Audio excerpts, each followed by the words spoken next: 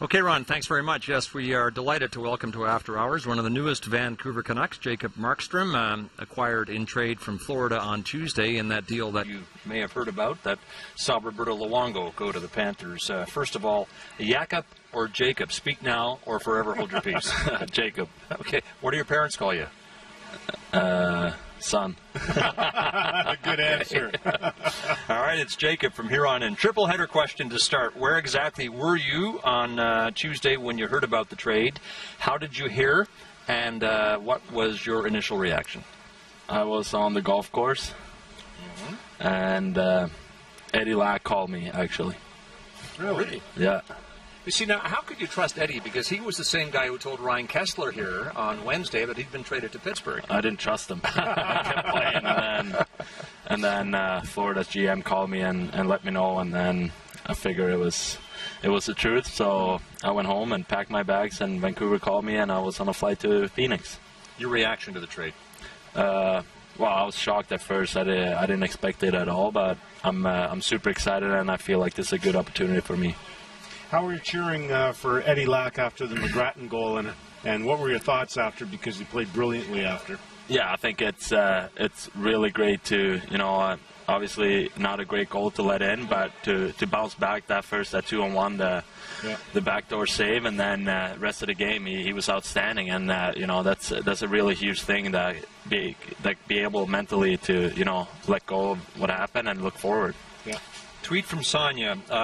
As a player, how different is it coming from a market like Florida to one like Vancouver? Now, this is kind of putting you on the spot because you only got here yesterday, but do you have a sense?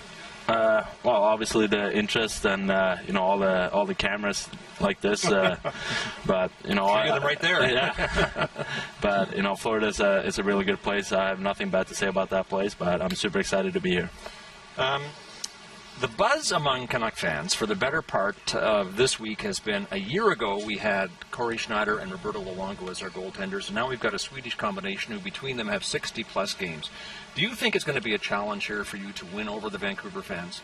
Absolutely. You're not gonna. It's not gonna be given, and you got to deserve it. You got to play good. You got to win games, and I didn't expect to come here and everybody's just cheering and everybody's gonna be happy. Obviously, you got people who question us and our ability to win games and play hockey, and that's a fun challenge and that I'm looking forward to face.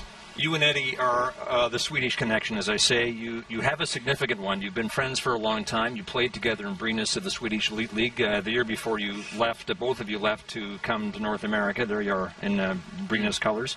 Nice. You faced each other in the AHL, you with San Antonio, he with Chicago. Eddie was our guest on this program a while back around Christmas time, and he described himself as weird. And he says of you that you're even weirder. So, Jacob, what does that make you?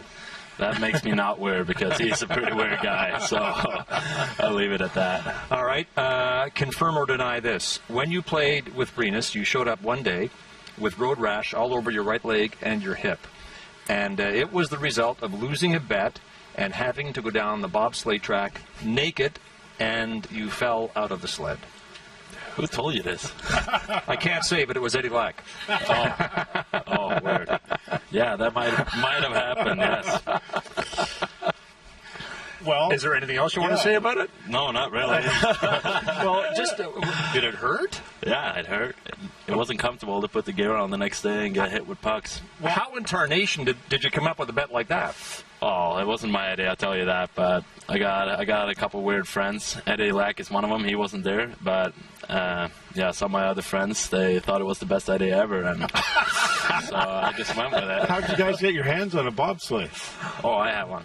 Oh, what? Yeah, it's like an old school bobsleigh. It's not the real one. Yeah. So we took it down the hill and didn't end up too well. Cool. Next time you do that, Jacob, wear some clothes. Eddie has the Lack dance, and it's really just a move that he busts after a win, and he might have done tonight. I didn't notice, but you take it a step further. You actually, Jacob, you feel the music, and in this case, for about a minute and 40 seconds during a timeout with San Antonio a couple of years back, you really, Jacob, you appear to have rhythm.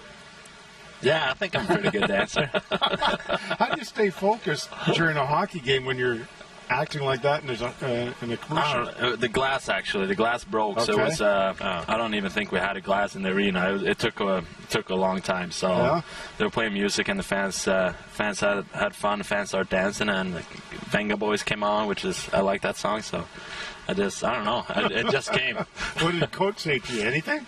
Not really. No. We won the game, so he was happy. Well, then you're okay. Yeah, you're good. Noah Chekhov asked this question: what is your X factor that will lead you to success at the NHL level? Best part of your game? I think my compete level and willing to learn every day. Okay, for a few years, you were thought of, Jacob, as the best goaltender not playing in the NHL. It seemed only a matter of time before you took over as number one in Florida. And I think, we'll have Sean Bishop ask this question via Twitter.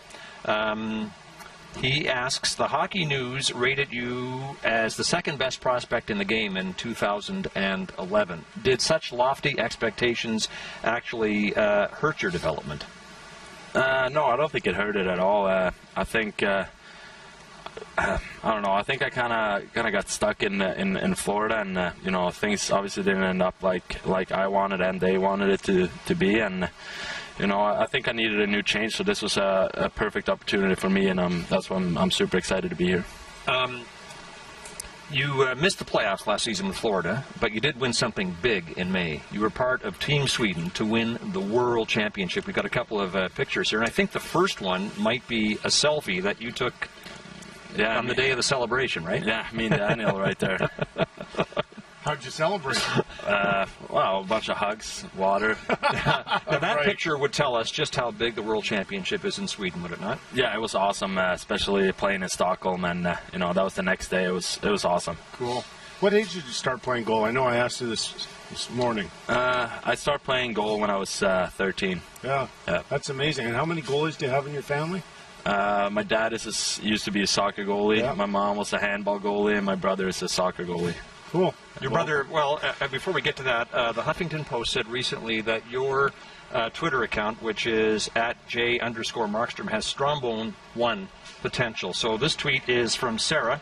Are you going to fill the big shoes of Strombone 1 with your Twitter account? I don't think so. That's pretty big shoes to follow in the Twitter world, to be honest. I follow him, and he's hilarious. So. Well, look at this picture that you tweeted of Eddie Lack. So you were poking fun at Eddie earlier in the season, joking about smaller pads. The picture's hard to see, but you've got those pads photoshopped, I think, up to his chin. Yeah. No, we all had to change the smaller gear, and that picture came up, so it was a fun thing to do. Has that affected you, the smaller gear? No, not really. No. Good. All right. Well, Jacob, great to have you on the program. Appreciate it. Thank you. Jacob Markstrom, our guest on After Hours. When we come back, we'll be joined by one of the veteran leaders of the Vancouver Canucks, Kevin Bieksa, as we continue from Rogers Arena.